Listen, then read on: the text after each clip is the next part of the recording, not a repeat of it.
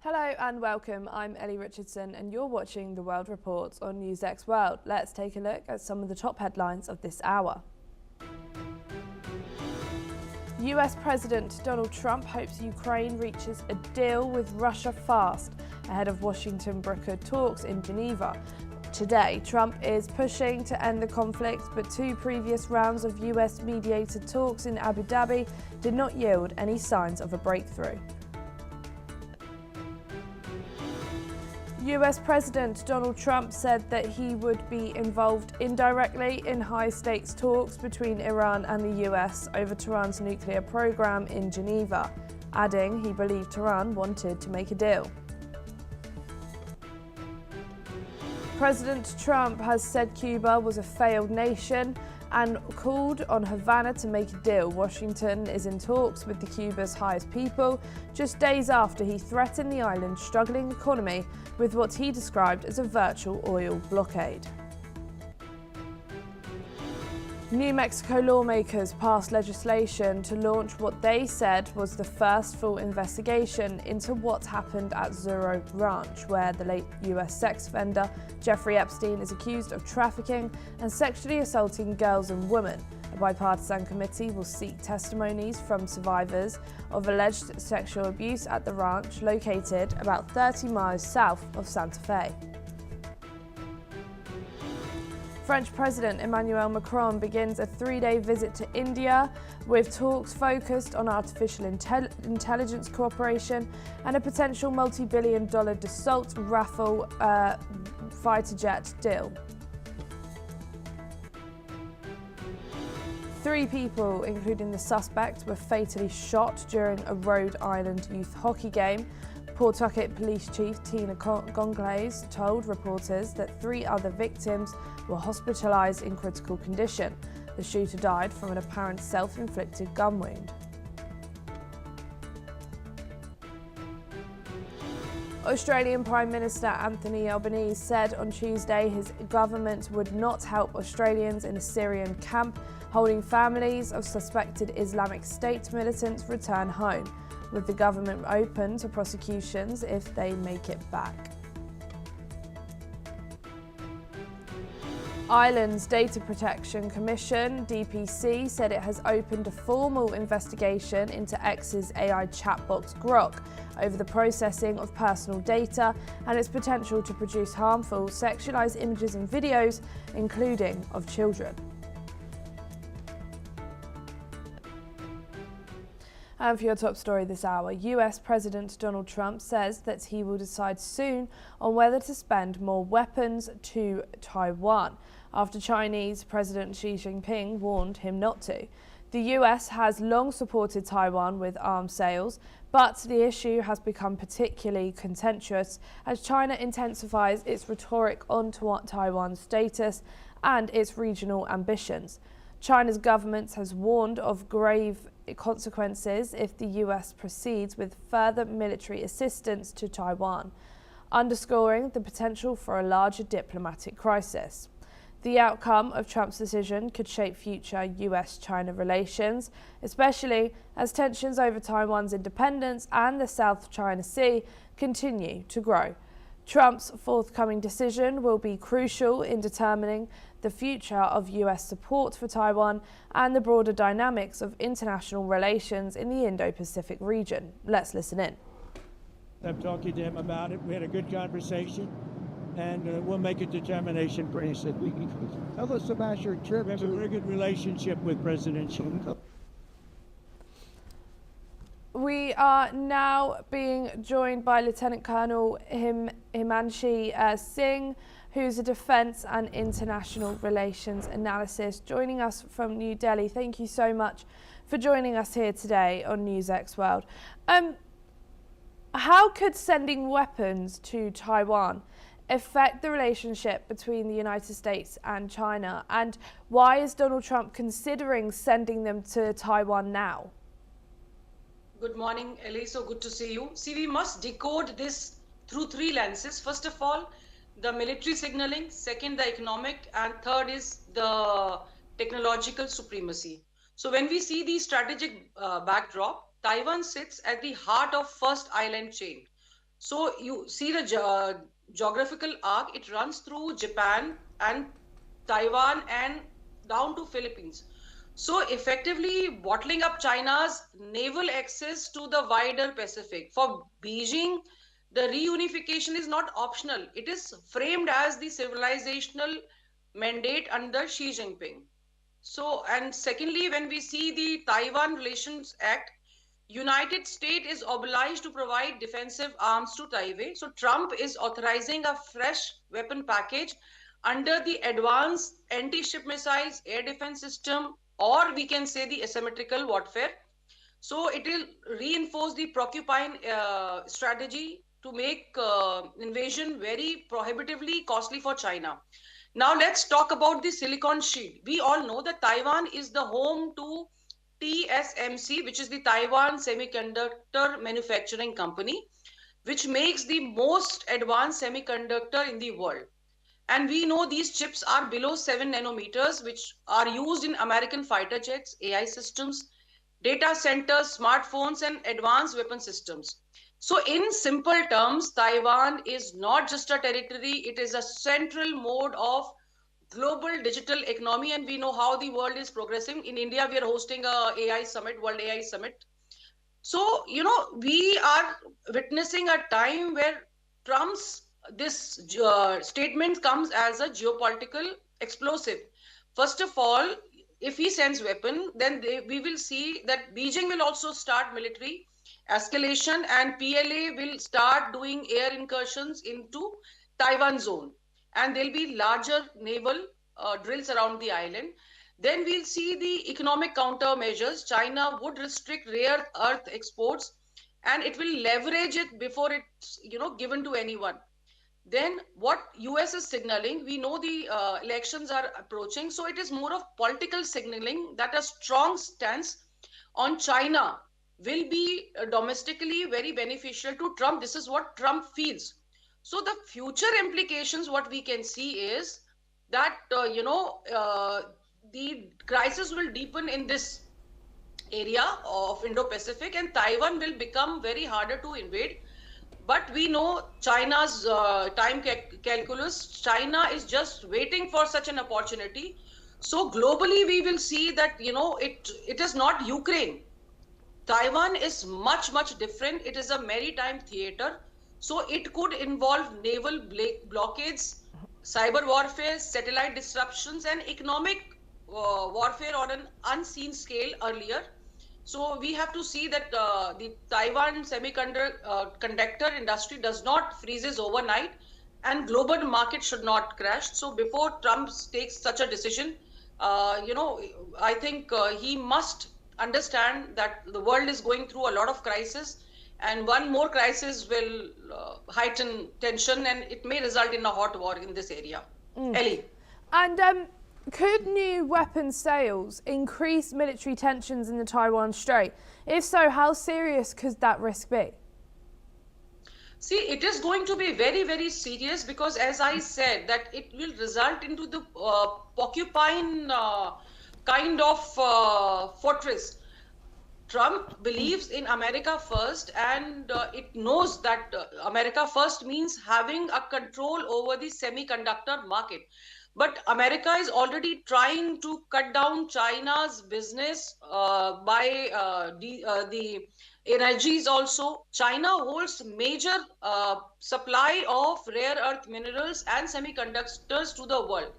So if Trump decides that he has to get into it, it will result in maritime blockade, as I said, because the world will see the flight path of J-20 and hull types of 055 will start, getting into this domain. So it is going to be difficult for the world also, because Taiwan is not just about a place. It is the global hub of semiconductors, and I earlier brought out that everything is conducted by AI chips. If that comes under a blockade, the entire world will come to standstill. The TV theaters, the cars, the aeroplanes, everything is impacted by this.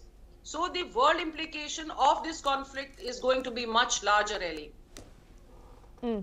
And how does the Taiwan Relations Act shape America's responsibility to support Taiwan? See, Taiwan is already under America due to some pacts. So when we understand that Taiwan's uh, rhetoric is not just a strategic ambiguity. It is President Trump timeline. It's a pressure cooker which says that if the democratic outpost, because earlier also China has actually, sentenced the American national for a jail. So somewhere America is trying to give this message to China that we are not going to take such sentences lying down. And moreover, America has committed to Taiwan that if in case China comes after them, they will definitely come for their help. So definitely it is always the China one and Taiwan one plus thing. So I think global markets are fearing hot conflict. Thank you so much for joining us here today on NewsX World. It's a pleasure speaking with you. Tarique Rahman, a chairman of the Bangladesh Nationalist Party, BNP, is set to take the oath as Bangladesh's new Prime Minister today. Rahman led his party to a decisive victory in the general elections held last week. In a break from tradition, his swearing-in ceremony will take place at the South Plaza of the Parliament complex instead of the Bangaban. President Mohammed Shabuddin will administer the oath to Rahman and other new cabinet members. The ceremony is set to begin at 4 p.m. after MPs are sworn in earlier in the day. Key international figures will attend the event. Rahman will replace interim leader Mohammed Yunus, whose resignation marks the end of the interim government. Let's listen in.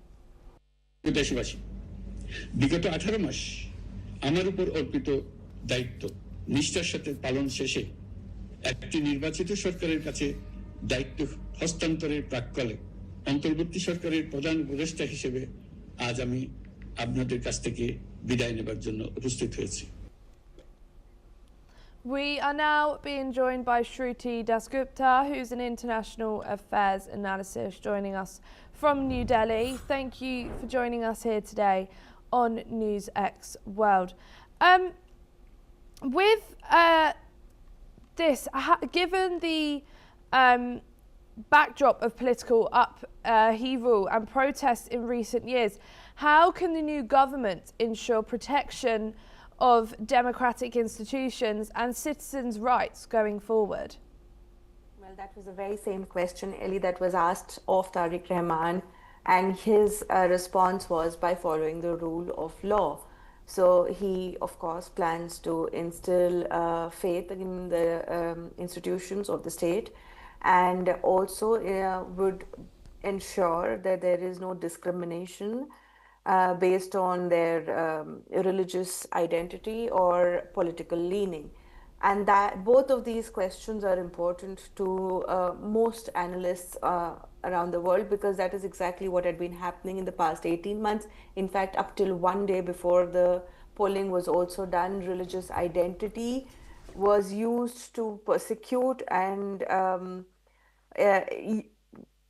inflict harm on a lot of minorities in Bangladesh, and that was somehow brushed under the carpet by the interim government under Mohammed Yunus, although he's a Nobel laureate, but his intentions didn't seem very noble when he was enacting all these policies, because he would brush it under by saying that those people were probably Awami League supporters and hence they faced the wrath of the mob. That was kind of justifying mob rule, street veto, rather than instilling the fear of rules and regulations into mobs that do tend to go violent in Bangladesh very often. So hopefully Tarique Rahman's statement that he would not allow political or religious identity to be a cause for injustice to any Bangladeshi should have positive outcomes. He of course is going to because the referendum passed by 60% voting, so of course the next 180 days is what Bangladesh would be looking at as a complete upheaval of its constitutional body.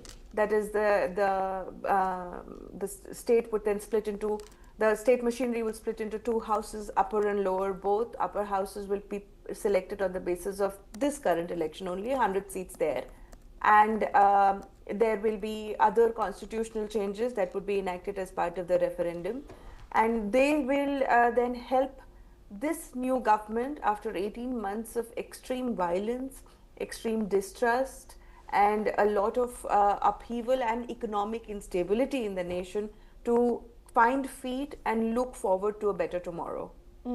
And what are the most urgent domestic challenges that Tarique Rahman's government need to address, such as economic reform, law and order, or social coercion? Well, unfortunately for Tarique Rahman, all three have hit bottom low in these past 18 months.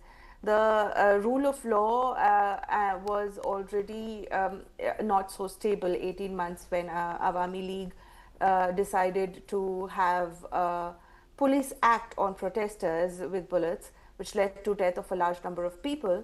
So the rule of law in the state, in the nation itself, was on shaky grounds since 18 months past, and the social problems were also never addressed. In fact, they were given, the people who perpetrated crimes against specific minorities were given succor. If you remember, right after the upheaval, most Hindu teachers and professors were, there were videos going viral on social media as well as media houses as well, where people of minority religious identity were asked to resign, forced almost by the mobs to resign from their government posts or teaching posts. And it has been a very difficult time for people to have faith in the state when the state machinery under an interim government, they refuse to prosecute people for these particular kind of crimes. Even the BBC had to finally come out and face the fact that a man was lynched, hung, and then burnt due to part of the mob violence. So the social cohesion kept getting worse, and economically the GDP is half of what it was 18 months ago. So for Tarique Rahman, it's a very, very uphill climb, and I doubt that he would be able to bring immediate changes. But the positive part is he at least wants to, and he has had a long, although he is in my opinion, a very, very corrupt individual himself, who's had cases against him summarily dismissed just so that he could come and participate in the current election and take hold of BNP while his mother's health was declining for the worse. So he is corrupt, but at least he has belongings, roots in Bangladesh and its well-being. So hopefully, despite there being not an extremely clean man sitting on the top of, at the helm of things, Bangladesh would be able to address all three problems, none of which is lesser than the other. Thank you, Shruti. Don't go too far, as we will be back with you in just a moment. UN Secretary-General Antonio Guterres has condemned Israel's decision to resume land registration procedures in Area C of the occupied West Bank. This move, following a cabinet decision in May 2025, could lead to the disposition of Palestinians and further Israeli control over the area. Guterres called the actions unlawful and destabilizing, citing the International Court of Justice. He urged Israel to reverse these measures immediately, warning that the current actions undermine the two-state solution. The UN chief reiterated that all Israeli settlements in the West Bank and East Jerusalem are illegal under international law. Guterres stressed the need for a negotiated peace solution based on Security Council resolutions. We are now being joined back with Shruti. Thank you so much for joining us back here. Why has the UN Secretary General Antonio Guterres condemned Israel's decision to resume land registration in the West Bank? That's a very good question, Ellie, because they didn't have the same reaction when the Palestinians did that particular registration in the other areas not so far ago.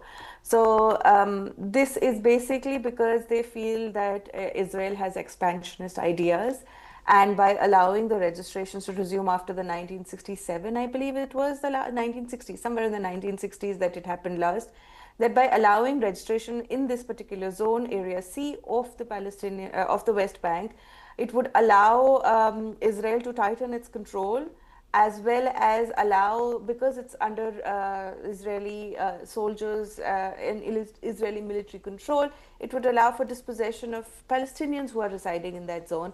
Although there are 3 million, I believe, Palestinian, only 500,000 Israelis living in that area. But the registration allows for outsiders, Jewish or Israeli identity, to buy land and register it under their name. So what they fear is not that the registration is legal or illegal. What they fear is that it will allow for an influx of Israeli population in that area, as well as dispossession of the Palestinians that are living there because they happen to be under Israeli military control. So this is one of the reasons why they hate it. Also, with the registration, they feel that it would jeopardize any quasi-peace that we are watching on the Gaza and Palestine front with Israel. It might rock the boat without actually having the peace papers signed. Hamas disarmed, Hezbollah's lay down their arm, Houthis under control. Whatever they've been trying to do for the betterment of the Middle East, trying to rid these non-state actors that have created who've created an ecosystem of fear inside there, they would be enraged, and the Middle East would once again plunge into another terror zones.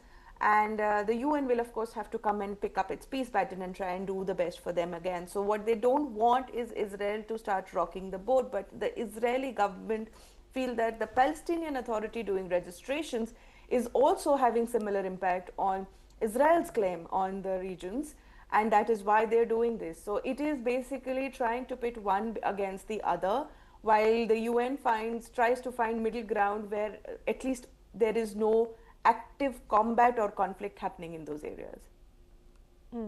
Thank you so much, Shruti, for joining us here today on News X World.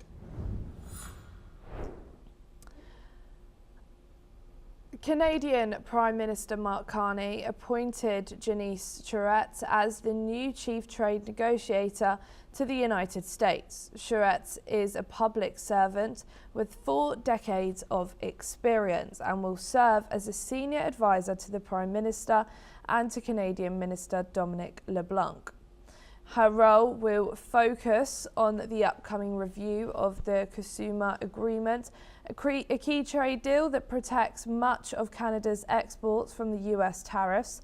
The joint review is due by July. Carney praised Charette for her leadership and expertise in advancing Canada's trade interests.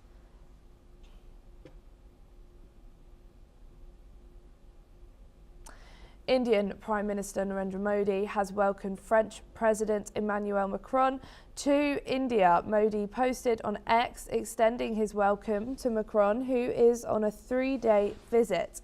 This visit comes after New Delhi confirmed last week its intent to place a major order for Rafale jets and the signing of a landmark free trade agreement between India and the European Union in January.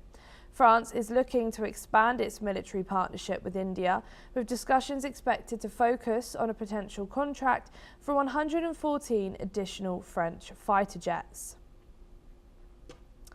SpaceX, along with its subsidiary XAI, is competing in a secret Pentagon contest to develop voice-controlled autonomous drone swarming technology. According to reports, the competition, which began in January, offers a $100 million prize and aims to create technology that can control multiple drones using voice commands. SpaceX recently acquired xAI, combining Musk's space and defensive company with his AI startup ahead of a planned IPO. The contest is part of the Pentagon's efforts to accelerate drone development and improve drone defensive systems. That's all we have time for. Keep watching NewsX World for more news updates from around the world.